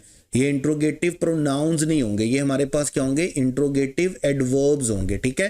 क्योंकि जब हम प्लेस की बात करते हैं, जब हम रीजन की बात करते हैं, टाइम की बात करते हैं, तो एक्चुअल में हम किसकी बात कर रहे होते हैं, हम एडवर्ब की बात कर रहे होते हैं। तो यहाँ पर सेंटेंस में आपने दो रूल सिर्फ याद रखने हैं इंट्रोगेटिव प्रोनाउन के लिए, कोई लंबे चौड़े रूल नहीं है। वो रूल्स क्या है, देखें, नंबर 1 तो ये है कि ये WH वर्ड जो है ये आपके सेंटेंस के स्टार्ट में आएंगे, या ये कहां पर आएंगे, आपके सेंटेंस के मिड में आएंगे, ठीक है। स्टार्ट में आने का मतलब क्या है कि ये है आपका डायरेक्ट क्वेश्चन, और मिड में आने का मतलब क्या है कि ये है बेटे आपका इनडायरेक्ट क्वेश्चन, ठीक है। अगर WH वर्ड आपके सेंटेंस के स्टार्ट में आते हैं तो आपने दो बातें ख्याल में रखनी है, आपने दो बातें जहन में रखनी है। स्टार्ट में अगर आपके पास WH का वर्ड है, मैं यहाँ पर वर्ड ही WH लिख देता हूँ, मैं स्टार्ट नहीं लिखता, ठीक है। अगर आपके पास सेंटेंस में WH से आपका सेंटेंस स्टार्ट होता है, तो आपने याद रखना है WH के फौरन बाद बेटे आपने क्या लिखना है, हेल्पिंग वर्ब, उसके बाद आपने सब्जेक्ट लिखना और बाकी सारा सेंटेंस लिखना है, एक बात। और नंबर 2 आपने सेंटेंस को खत्म किस पे करना है, क्वेश्चन मार्क पे। अगर WH का वर्ड सेंटेंस के स्टार्ट में आता है तो सेंटेंस के स्टार्ट में WH के फौरन बाद आपने हेल्पिंग वर्ब लिखना है, और आपने क्या करना है, क्वेश्चन मार्क पे सेंटेंस को खत्म करना है। और अगर WH का वर्ड सेंटेंस के मिड में आता है, इसका मतलब आपके पास सेंटेंस क्या है, इनडायरेक्ट ऑब्जेक्ट है, इनडायरेक्ट क्वेश्चन है। इनडायरेक्ट क्वेश्चन में आपने WH के बाद हेल्पिंग वर्ब नहीं लिखना होता बेटे, आपने WH के बाद क्या लिखना होता है, सब्जेक्ट लिखना होता है। सब्जेक्ट के बाद आपने हेल्पिंग वर्ब, यानी कि आप एफर्मेटिव सेंटेंस लिखते हैं। जब आप एफर्मेटिव सेंटेंस WH के बाद लिखते हैं तो फिर आपने फुल स्टॉप लिखना है। ये इनडायरेक्ट क्वेश्चन होता है, और इनडायरेक्ट क्वेश्चन हम किस पे खत्म करते हैं, फुल स्टॉप पे खत्म करते हैं। अभी जैसे देखिएगा आपके पास, जैसे यहाँ पर हु है, हुम है, हुज है, व्हाट है और विच है, ठीक है। तो यहाँ पर हु के बाद इज आ गया, हुम के बाद डिड आ गया, इस तरह व्हाट के बाद डू आ गया और विच के बाद इज आ गया। और यहाँ पर जो लिखा हुआ ना, हुज बुक इज दिस, ये सिर्फ ऐसा केस किसके साथ होगा, हुज के साथ होगा, हुज के अलावा किसी के साथ नहीं होगा। और यहाँ पर आप देख रहे हैं कि WH वर्ड्स आपके सेंटेंस के मिड में आए हैं, तो टेक्निकली ये इनडायरेक्ट क्वेश्चंस हैं। जब इनडायरेक्ट क्वेश्चंस हैं तो इनके बाद आप देख रहे हैं कि क्वेश्चन हेल्पिंग वर्ब नहीं लिखा हुआ बल्कि क्या लिखा हुआ है, सब्जेक्ट लिखा हुआ है, क्योंकि इनके बाद हमें इनडायरेक्ट क्वेश्चन में क्या लिखना होता है, एफर्मेटिव सेंटेंस लिखना होता है। और आप दूसरी बात ये देखेंगे यहाँ पे सारे सेंटेंसेस को किस पे खत्म किया जा रहा है, यहाँ पे सारे सेंटेंसेस को फुल स्टॉप पे खत्म किया गया, लेकिन डायरेक्ट क्वेश्चन में आपके सारे सेंटेंसेस को बेटे किस पे खत्म किया गया है, क्वेश्चन मार्क पे। तो जितने भी इंट्रोगेटिव प्रोनाउंस है आपके पास, आपने याद रखना है, सिर्फ आपने दो बातें याद रखनी है, ये सेंटेंस के स्टार्ट में आ सकते हैं डायरेक्ट क्वेश्चन में, और ये सेंटेंस के मिड में आएंगे इनडायरेक्ट क्वेश्चन में। अगर ये सेंटेंस के स्टार्ट में आएंगे तो इनके बाद आपने हेल्पिंग वर्ब लिखना है और सेंटेंस को खत्म करना है क्वेश्चन मार्क पे, और अगर ये सेंटेंस के मिड में आएंगे तो आपने इनके बाद सब्जेक्ट लिखना है और सेंटेंस को खत्म करना है बेटे किस पे, फुल स्टॉप पे। आपको सिर्फ इंट्रोगेटिव प्रोनाउन के बारे में इतनी बातें याद रखनी है जो मैंने अभी आपको बताई हैं। उसके बाद देखिएगा, उसके बाद है आपके पास डेमोन्स्ट्रेटिव। डेमोन्स्ट्रेटिव आप जानते ही हैं, जब भी डेमोन्स्ट्रेटिव आएगा ना तो बिलीव मी मैं हैरान होता हूँ कि स्टूडेंट्स को ये वर्ड्स इतने आसान है कि स्टूडेंट्स की हड्डियों में, डीएनए में शामिल हो गए हैं ये वर्ड्स, ठीक है। लेकिन बहुत सारे स्टूडेंट्स को ये नहीं पता होता कि ये वर्ड्स डेमोन्स्ट्रेटिव हैं। जैसे हमारे पास 4 वर्ड्स डेमोन्स्ट्रेटिव्स हैं, और ये वर्ड्स हैं कि जब हम जिंदगी में इंग्लिश लिखना पढ़ना सीखते हैं ना, तो ये वो 4 वर्ड्स हैं जो हमें इंग्लिश जहाँ से स्टार्ट करवाई जाती है। और ये 4 वर्ड्स हमारे पास कौन से हैं, हमारे पास दिस, दैट, दीज और दोज। ये 4 वर्ड्स होते हैं, ये पॉइंट आउट करने के लिए यूज होते हैं दूसरे नाउन और प्रोनाउंस को, इसलिए हम इनको क्या बोलते हैं, डेमोन्स्ट्रेटिव प्रोनाउंस बोलते हैं। और ये प्रोनाउंस यूज किस लिए होते हैं, दिस का वर्ड नियर के लिए यूज होता है, इसी तरह दीज का वर्ड भी नियर के लिए यूज होता है। लेकिन दोनों में डिफरेंस क्या होता है कि दिस का वर्ड सिंगुलर के लिए यूज होता है और दीज का वर्ड किसके लिए यूज होता है, प्लूरल के लिए यूज होता है। इसी तरह दोज का वर्ड हमारे पास फार के लिए यूज होता है, दूर के लिए यूज होता है। डैट का वर्ड हमारे पास किसके लिए यूज होता है, फार के लिए यूज होता है। लेकिन दोनों में डिफरेंस क्या होता है कि सिंगुलर के लिए हम डैट यूज करते हैं और प्लूरल के लिए हम बेटे क्या यूज करते हैं, प्लूरल के लिए हम दोज यूज करते हैं। अब जैसे हमें बचपन में पढ़ाया जाता है कि करीब की चीज है एक है तो दिस है, दूर की चीज है एक है तो डैट है, करीब की चीजें हैं ज्यादा है तो दीज है, और दूर की चीजें हैं ज्यादा तो क्या है, दोज है। तो बड़ा सिंपल है। अब इसमें तो कोई ऐसी बात होगी नहीं जो आप गलती करें, और कोई ऐसा क्वेश्चन बनेगा नहीं जो आपसे इतना ही गलत हो जाए, ठीक है। और पेपर में ऐसा क्वेश्चन बनता भी नहीं है कि इतना ही स्ट्रेट फॉरवर्ड क्वेश्चन हो कि यहाँ पे दिस नहीं आना चाहिए था, दीज आना चाहिए था, यहाँ पे डैट नहीं आना चाहिए था, दोज आना चाहिए। तो इतना माइनर सा क्वेश्चन बनता नहीं है। इन 4 क्वेश्चन को याद रखिएगा। वैसे आप डायरेक्ट इनडायरेक्ट में भी इन क्वेश्चन को पढ़ते हैं। डायरेक्ट इनडायरेक्ट में पता क्या पढ़ते हैं, डेमोन्स्ट्रेटिव के अलावा ये जो वर्ड्स होते हैं ना, ये टाइम नोमिनेट करने के लिए भी यूज होते हैं। टाइम कैसे नोमिनेट करने के लिए यूज होते हैं, दिस का जो वर्ड होता है ये कौन से टाइम को नोमिनेट करता है, ये प्रेजेंट टाइम को नोमिनेट करता है। आपको याद होगा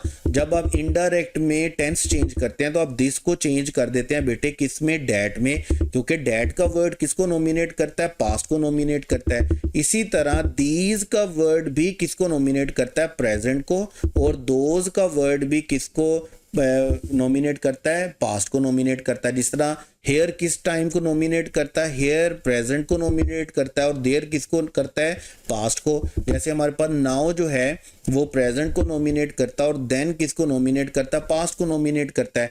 तो इसी तरह दिस और दीज हमारे पास किसको नोमिनेट करते हैं, प्रेजेंट को, और डैट और दोज किसको नोमिनेट करते हैं, हमारे पास पास्ट को। तो एक तरह के यूजेस इनके ये भी हैं कि ये हमें हेल्प करते हैं सेंटेंस का टाइम जज करने में। तो ये था बेटे हमारे पास डेमोन्स्ट्रेटिव प्रोनाउंस। 4 वर्ड्स हैं आपके पास, ये हमारी हड्डियों में रचे बसे हुए हैं, ये हमारे डीएनए का हिस्सा है। ऐसा हो नहीं सकता कि हम इसमें गलती करें, और बल्कि ऐसा हो ही नहीं सकता अगर पेपर में इनमें से क्वेश्चन भी बन जाए। कोई इतना आसान क्वेश्चन बनने से तो रहा कि दिस की जगह पे दीज आना चाहिए या दीज की जगह पे दीस आना चाहिए।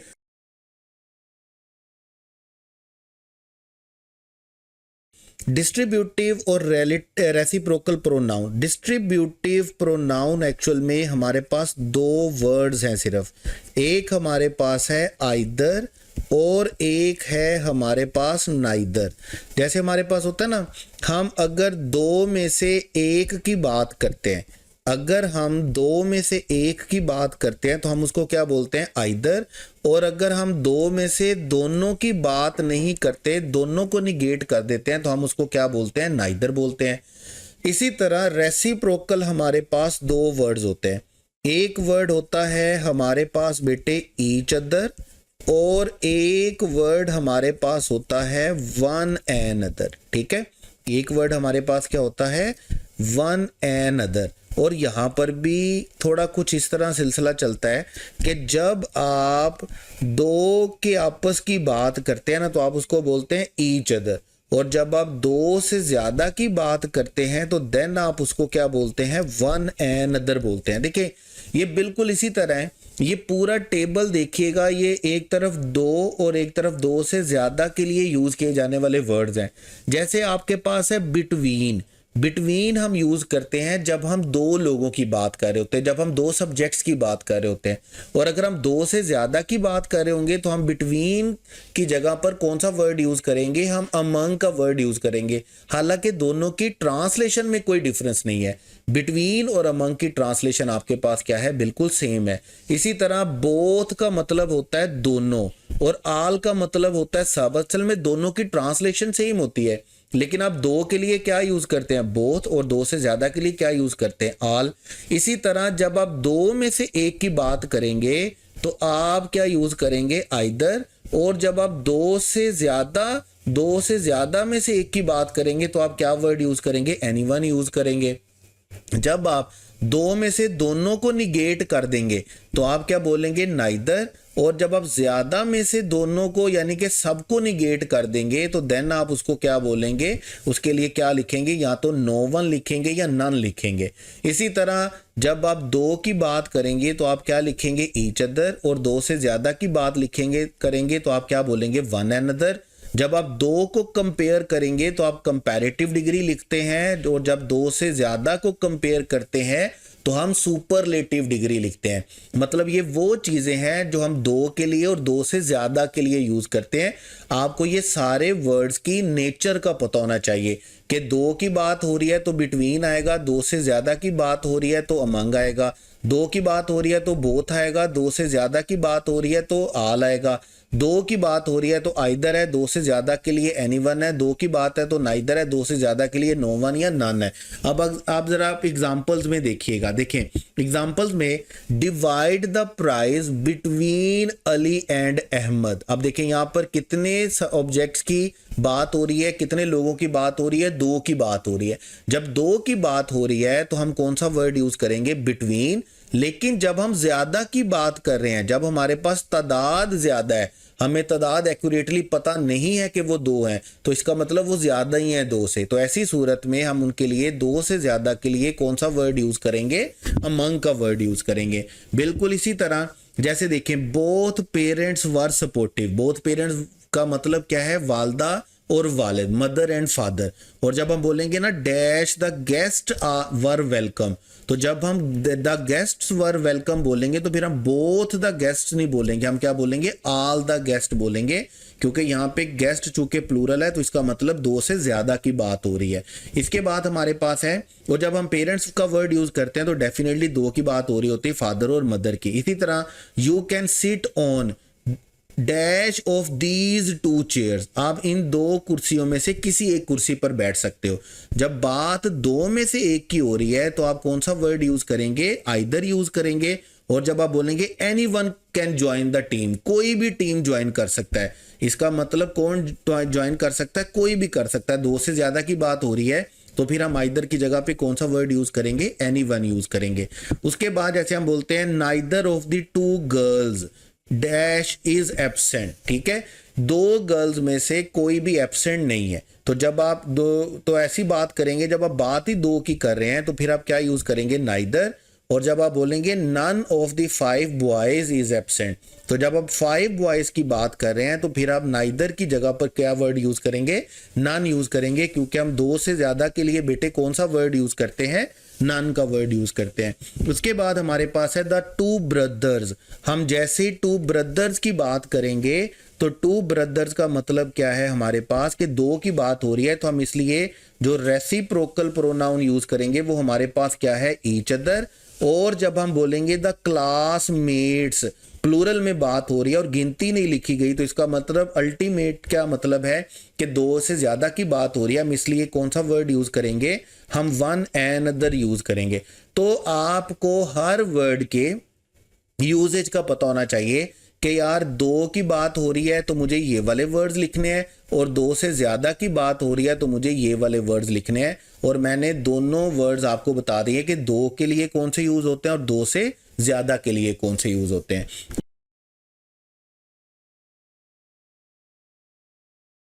अब इंडेफिनेट प्रोनाउन आपके पास क्या है, याद रखिएगा ये वो प्रोनाउंस हैं जो हम इन जनरल यूज करते हैं पर्सन्स के लिए।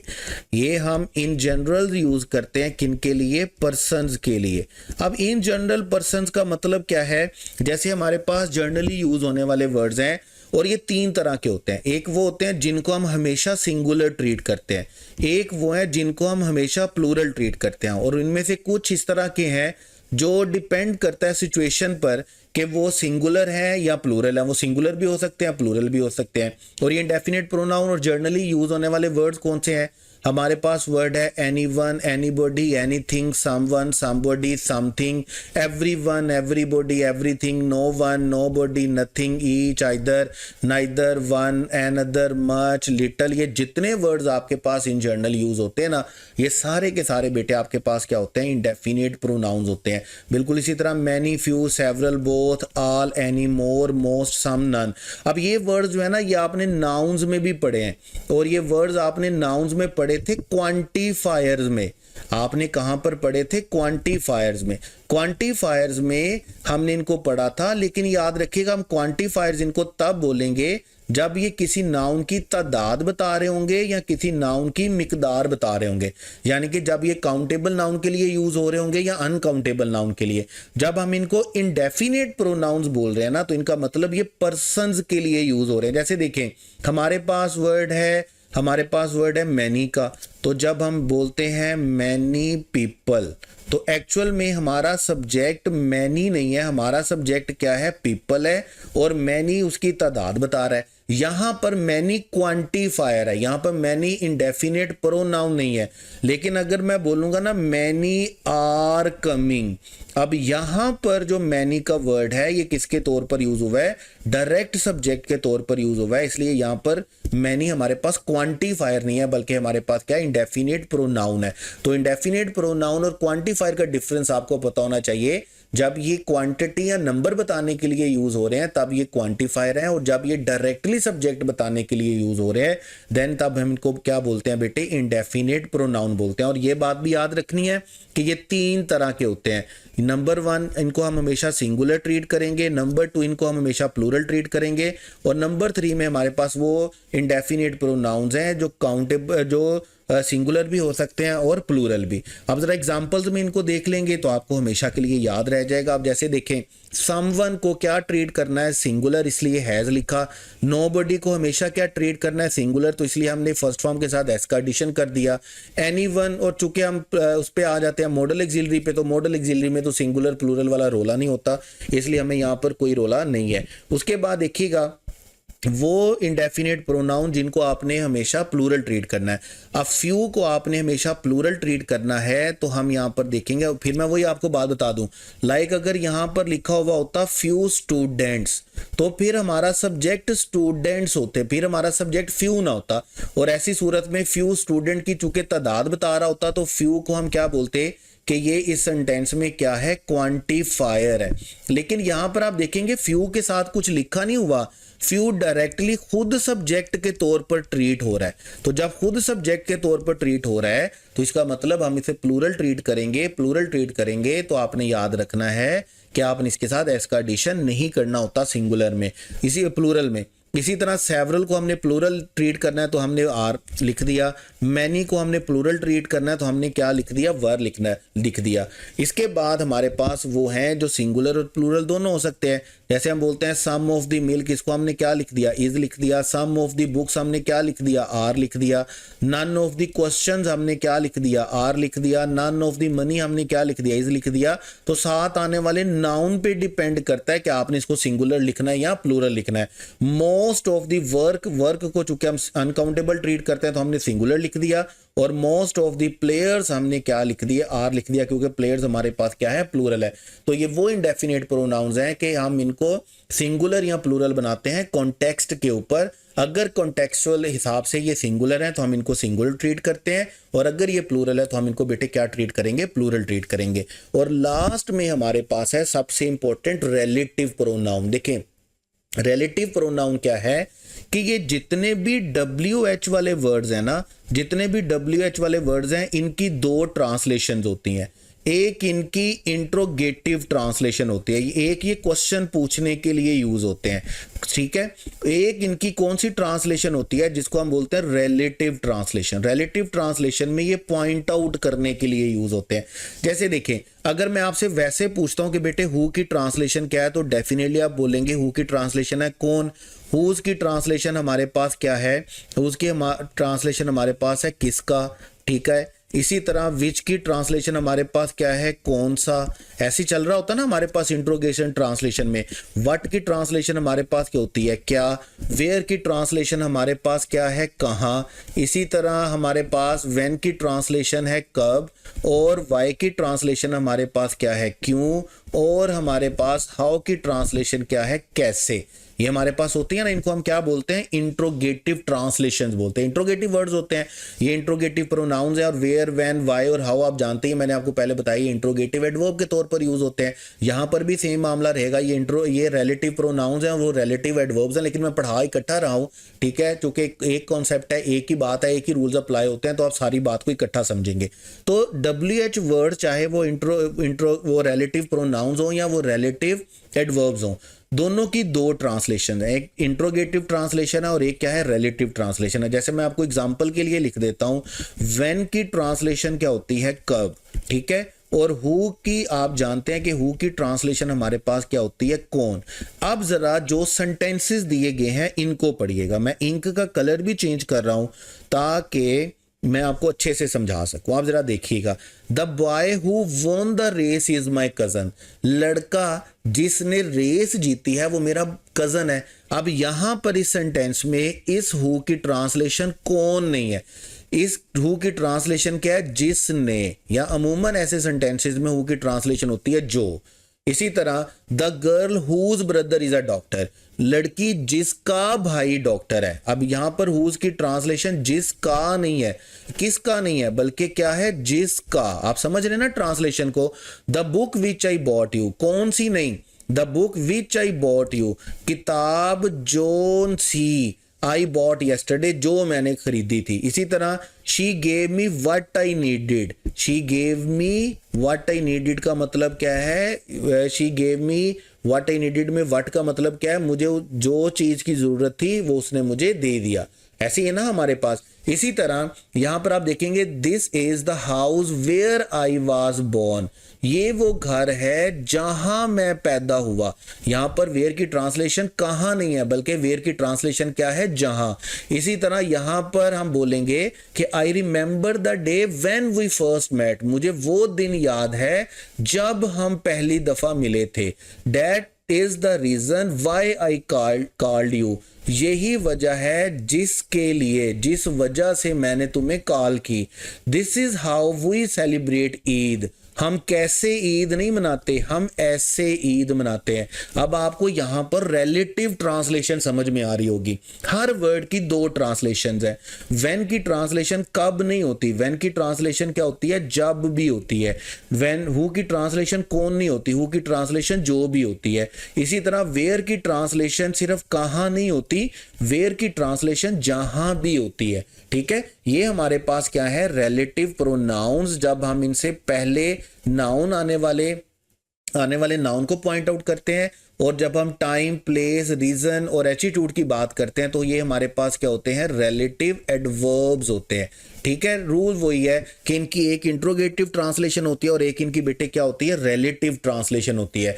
तो वो प्रोनाउंस जो अपने से पहले आने वाले नाउन को पॉइंट आउट करते हैं, हम उनको क्या बोलते हैं, रिलेटिव प्रोनाउंस बोलते हैं। अब जरा देखिएगा, रिलेटिव प्रोनाउंस और रिलेटिव एडवर्ब काम किस तरह करते हैं। लाइक आपके पास सबसे पहला वर्ड है वेयर का, और वेयर का वर्ड हम यूज करते हैं जब हम पॉइंट आउट कर रहे होंगे बेटे किसको, किसी प्लेस को। जब हम किसी प्लेस को पॉइंट आउट कर रहे होंगे, जैसे हम जहां जब बोलेंगे तो हम क्या बोलेंगे, वेयर। इसी तरह जब हम किसी टाइम को पॉइंट आउट कर रहे होंगे तो टाइम को पॉइंट आउट करने के लिए हम बेटे क्या बोलेंगे, व्हेन। और यहां पर व्हेन की ट्रांसलेशन कब नहीं होगा, बल्कि व्हेन की ट्रांसलेशन क्या होगा, जब होगा, जैसे मैंने आपको एग्जांपल में बताया। इसी तरह जब आप किसी रीजन को पॉइंट आउट करेंगे तो रीजन को पॉइंट आउट करने के लिए आप क्या लिखेंगे, रीजन को पॉइंट आउट करने के लिए आप क्या लिखेंगे, वाई। और यहां पर रीजन की ट्रांसलेशन क्यों नहीं होगा, इसलिए यहां पर रीजन की ट्रांसलेशन क्या होगी, इसलिए होगा, ऐसे होगा। और जब आप ट्रांसलेशन लिखेंगे कैसे, एटीट्यूड के रिलेटेड, बिहेवियर के रिलेटेड, ठीक है, मैनर के रिलेटेड, तो फिर आप यहां पर हाउ की ट्रांसलेशन कैसे नहीं लिखेंगे, बल्कि आप हाउ की ट्रांसलेशन बेटे क्या लिखेंगे, ऐसे लिखेंगे। ये तो हमारे पास बन जाते हैं जिनको हम बोलते हैं रिलेटिव एडवर्ब्स। अब हमारे पास जो रिलेटिव प्रोनाउंस है, देखिए रिलेटिव प्रोनाउंस में क्या होता है, सबसे पहले जब आप किसी पर्सन को पॉइंट आउट कर रहे होते हैं ना, अब यहां से सुनिएगा जो आपके एंट्री टेस्ट के लिए बहुत ज्यादा इंपॉर्टेंट है। जब आप किसी पर्सन को पॉइंट आउट कर रहे होते हैं तो आपने फिर ये देखना होता है कि आप उस पर्सन को किसके तौर पर ट्रीट कर रहे हैं। आप उसको एज अ सब्जेक्ट ट्रीट कर रहे हैं, आप उसको एज एन ऑब्जेक्ट ट्रीट कर रहे हैं, या आप उसकी पोजेशन बता रहे हैं किसी दूसरी चीज के ऊपर। अगर आप सब्जेक्ट के तौर पर ट्रीट कर रहे हैं तो आप उसके लिए बेटे कौन सा वर्ड यूज करते हैं, आप उसके लिए हु का वर्ड यूज करते हैं। अगर आप उसे ऑब्जेक्ट के तौर पर यूज कर रहे हैं तो ऑब्जेक्ट के लिए आप बेटे कौन सा वर्ड यूज करेंगे, हुम का। और पोजेशन बताने के लिए बेटे आपने कौन सा वर्ड यूज करना है, हुज का वर्ड यूज करना है। यहां पर हु की ट्रांसलेशन कौन नहीं होगा, यहां पर हु की ट्रांसलेशन जो होगा, यहां पर हुम की ट्रांसलेशन आपके पास वो नहीं होगी, मतलब इंट्रोगेशन में नहीं होगी, आपके लिए रिलेटिव में होगी। हुज की ट्रांसलेशन कौन सा नहीं होगा, किसका नहीं होगा, बल्कि क्या होगा, जिसका होगा। जैसे एग्जांपल में अगर हम देखते हैं, देखें शी इज द गर्ल, अब हम पॉइंट आउट किसको कर रहे हैं, गर्ल को कर रहे हैं। जब हम पर्सन को पॉइंट आउट कर रहे हैं तो फिर हमने देखना है कि हम उसको सब्जेक्ट के तौर पर ट्रीट कर रहे हैं, ऑब्जेक्ट के तौर पर, या पोजेशन के लिए। अब जैसे देखें, she is the girl who called me yesterday, उस लड़की ने क्या किया था, मुझे कल कॉल की थी। इसका मतलब हम इस लड़की को किसके तौर पर ट्रीट कर रहे हैं, डूअर ऑफ एक्शन के तौर पर ट्रीट कर रहे हैं। जब हम उसको डूअर ऑफ एक्शन के तौर पर ट्रीट करेंगे, सब्जेक्ट के तौर पर ट्रीट करेंगे, तो हम उसके लिए कौन सा वर्ड यूज करेंगे बेटे, हु का वर्ड यूज करेंगे। उसके बाद देखिएगा, the girl those who study hard, वो जो मेहनत करते हैं, जो सख्त मेहनत करते हैं, जो अच्छे से पढ़ते हैं। अब यहां पर हु हमें बता रहा है कि जो क्या करते हैं, सख्त मेहनत करते हैं, यानी कि डूअर ऑफ एक्शन। तो हम इसलिए यहां पर क्या यूज करेंगे, हु का वर्ड यूज करेंगे। उसके बाद देखिएगा, the man home they arrested, अब वो आदमी जिसे अरेस्ट किया गया है वो क्या था, मासूम था। अब उस आदमी को हम पॉइंट आउट कर रहे हैं, लेकिन वो आदमी किसी को अरेस्ट नहीं कर रहा, बल्कि उस आदमी को अरेस्ट किया जा रहा है। इसका मतलब क्या है, इसका मतलब है कि वो ऑब्जेक्ट है सेंटेंस में, वो सब्जेक्ट नहीं है। इसी तरह द गर्ल वी सिलेक्टेड, लड़की जिसको हमने सिलेक्ट किया है। अब वो लड़की ने किसी को सिलेक्ट नहीं किया, उस लड़की को सिलेक्ट किया गया है टीम के लिए।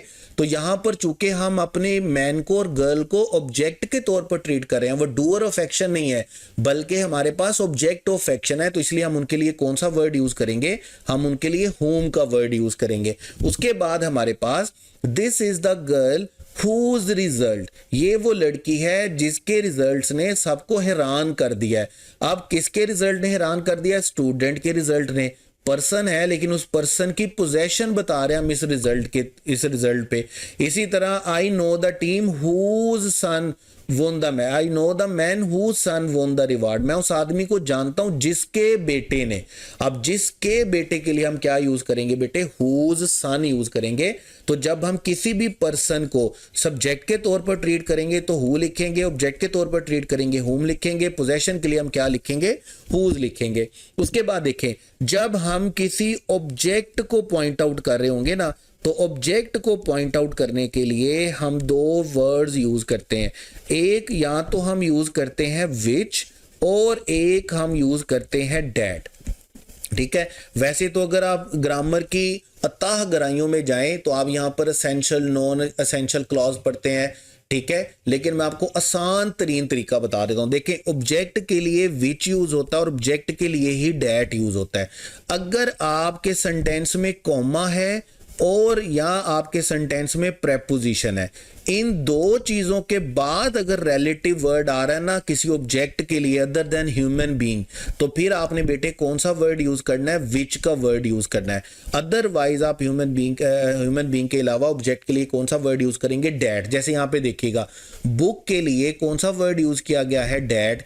स्टूडेंट्स के लिए यहां पर हमने कौन सा वर्ड यूज कर दिया, डैट का वर्ड यूज कर दिया, जो हमें नहीं करना चाहिए। हमें यहां पर क्या करना चाहिए, the students who studied hard. यहां पर हमें, जो कि हम पर्सन की बात कर रहे हैं और पर्सन के लिए हम हु यूज करते हैं और उस पर्सन के लिए उन पर्सन को हम सब्जेक्ट के तौर पर ट्रीट कर रहे हैं, तो इसलिए हमें यहां पर क्या लिखना है, हु लिखना है। उसके बाद ऐसे देखिएगा, the book which I borrowed. अब यहां पर भी बुक के बारे में बात हो रही है, यहां पर भी बुक के बारे में बात हो रही थी, यहां पर भी बुक के बारे में बात हो रही है। दोनों में डिफरेंस किस चीज का, इस कॉमा का डिफरेंस है। ठीक है, अगर कॉमा है तो कॉमा के बाद बेटे ऑब्जेक्ट के लिए क्या आएगा, विच आएगा, और अगर कॉमा नहीं है तो फिर ऑब्जेक्ट के लिए आपके पास क्या आएगा, डैट आएगा। फिर आगे आप देखिएगा, this is the lecture about. आप जब भी किसी प्रेपोजिशन के बाद पढ़ेंगे ना, तो प्रेपोजिशन के बाद आपको क्या नजर आएगा, ऑब्जेक्ट के लिए विच नजर आएगा। आप हमेशा पढ़ेंगे in which, on which, by which, through which, from which. जैसे आप यहां पर अबाउट विच पढ़े, आप कभी नहीं पढ़ेंगे about that, in that, for that, eight that, इस तरह के वर्ड्स आप कभी पढ़ेंगे नहीं। तो ऑब्जेक्ट के लिए आप विच भी यूज कर सकते हैं और डैट भी यूज कर सकते हैं। अगर कॉमा या प्रेपोजिशन है तो फिर आप विच यूज करेंगे, अदरवाइज बेटे आप क्या यूज करेंगे, डैट यूज करेंगे। उसके बाद है हमारे पास एक बात आपने जो और याद रखनी है, वो सिर्फ ये है, याद रखिएगा, हम वैसे तो पर्सन के लिए बेटे क्या यूज करते हैं, हम वैसे तो पर्सन के लिए हु यूज करते हैं अगर वो सब्जेक्ट है, हम पर्सन के लिए हुम यूज करते हैं अगर हमने उसको ऑब्जेक्ट के तौर पर ट्रीट करना है, और हमने अगर उसको पोजेशन बतानी है तो हमने हुज यूज करना है। ठीक है, हम ऑब्जेक्ट के लिए क्या यूज करते हैं, हम ऑब्जेक्ट के लिए यूज करते हैं डैट और विच। ऐसे ही है ना हमारे पास, जैसे अभी हमने बात की, अगर प्रेपोजिशन होगा तो विच आएगा, अगर कॉमा होगा तो विच आएगा, नहीं तो फिर हमारे पास क्या आएगा, डैट आएगा। लेकिन याद रखिएगा, अगर आपके एंटीसीडेंट में कोई इंडेफिनेट प्रोनाउन लिखा हुआ है, ठीक है, अगर इंडेफिनेट प्रोनाउन लिखा हुआ है तो फिर आप पर्सन के लिए आपने याद रखना है, आप पर्सन के लिए क्या यूज कर सकते हैं, डैट यूज कर सकते हैं। जैसे इस सेंटेंस को देखिएगा, मैं सेंटेंस लिख रहा हूं, समवन इज गोइंग। ठीक है, मैं बोलता हूं someone dash is going there. ठीक है, या मैं यहां पर लिखता हूं anyone dash is going there. ठीक है, anyone dash is going there can help me. आप जरा इस सेंटेंस को गौर से देखिएगा। अब यहां पर आप देख रहे हैं कि यहां पर समवन या एनीवन का वर्ड डेफिनेटली हमने किसके लिए यूज किया, किसी पर्सन के लिए यूज किया। और टेक्निकली ग्रामेटिकली जब हम इन जनरल पर्सन के लिए ये वर्ड यूज करते हैं तो हम इनको क्या बोलते हैं, इंडेफिनेट प्रोनाउन। अब आप रिलेटिव प्रोनाउन के अकॉर्डिंगली देखेंगे कि हम पर्सन के लिए क्या यूज करते हैं, हु यूज करते हैं। तो टेक्निकली मुझे सेंटेंस कुछ यूं बनाना चाहिए, someone who is going there या anyone who is going there, ऐसे होना चाहिए ना। मुझे पर्सन के लिए कौन सा वर्ड यूज करना चाहिए, हु का वर्ड यूज करना चाहिए। लेकिन आप याद रखेंगे, जब आप इंडेफिनेट प्रोनाउन लिख रहे होते हैं एंटीसीडेंट में, तो आप हु की जगह पर डैट का वर्ड भी यूज कर सकते हैं। जैसे अगर ये सेंटेंस मैं लिखूंगा ना, anyone who is going there can help me या anyone that is going there can help me, तो दोनों सूरतों में ये सेंटेंस गलत नहीं होगा, ये दोनों सूरतों में ठीक होगा। अगर आपके एंटीसीडेंट में इंडेफिनेट प्रोनाउन लिखा हुआ है तो आपने याद रखना है आप इंडेफिनेट प्रोनाउन के लिए आप हु की जगह पर डैट का वर्ड यूज कर सकते हैं। आप इंडेफिनेट के लिए रिलेटिव प्रोनाउन में हु की बजाय डैट का वर्ड यूज कर सकते हैं। अदरवाइज डैट का वर्ड हमारे पास रिलेटिव प्रोनाउन हमेशा किसके लिए सिर्फ यूज होता है, किसी ऑब्जेक्ट के लिए यूज होता है। तो ये है बेटे हमारे पास प्रोनाउंस और प्रोनाउंस की सारी काइंड्स। उम्मीद है आपको अच्छे तरीके से समझ में आया होगा। बाकी जब आप इनकी प्रैक्टिस करेंगे तो चीजें और निखर के सामने आ जाती हैं और परफेक्ट हो जाती हैं, तो और कॉन्फिडेंस आप में बिल्ट हो जाता है। ठीक है, तो कोई बात अगर आपको समझ में नहीं आई, कोई बात आपको पल्ले नहीं पड़ी तो लेनी है, मशवरा कर लेना है। सवाल पूछने से, क्वेश्चन पूछने से, मशवरा करने से चीज़ें और ज़्यादा निखरती हैं और ज़्यादा क्लियर होती हैं और ज़्यादा आपके जो कॉन्सेप्ट्स हैं वो आपके जहन में क्लियर होते हैं। तो नेक्स्ट इंशाल्लाह हम प्रोनाउन के बाद पढ़ने वाले हैं सब्जेक्ट वर्ब अग्रीमेंट के रूल्स, क्योंकि हम अपने सब्जेक्ट वर्ब अग्रीमेंट के तमाम इंग्रेडिएंट्स को पढ़ चुके हैं और अब हम क्या है कि सब्जेक्ट वर्ब अग्रीमेंट में हम उन तमाम इंग्रेडिएंट्स को क्या करने वाले हैं, एक जगह पर इकट्ठा करने वाले हैं। तो इंशाल्लाह ताला बहुत मज़ा आने वाला है। सब्जेक्ट वर्ब अग्रीमेंट में बड़े मज़े के रूल्स पढ़ने हैं हमने। तब तक के लिए अपना ढेर सारा ख्याल रखिएगा। Wish you all the best. Allah हाफिज़।